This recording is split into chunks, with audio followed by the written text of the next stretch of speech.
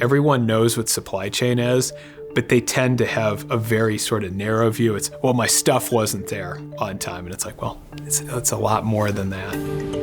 As we think about the world's key challenges today, you really can't tackle any of the world's key massive problems without the skills that we teach our students.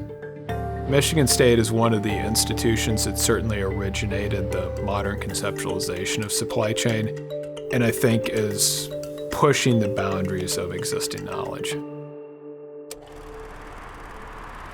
My dad was a truck driver in the 1980s and worked for International as a sales engineer.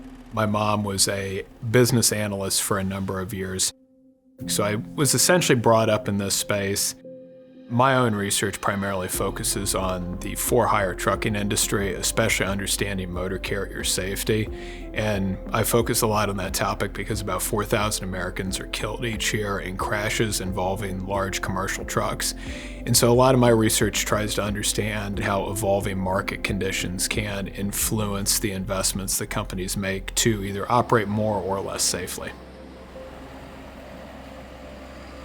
Michigan State's a land-grant institution. We exist to serve the state of Michigan, but also the broader United States. And so it's great to be able to have the interactions with industry, speak to boards of directors, work on different government committees, and just be involved in a lot of these, key challenges that we face as a society.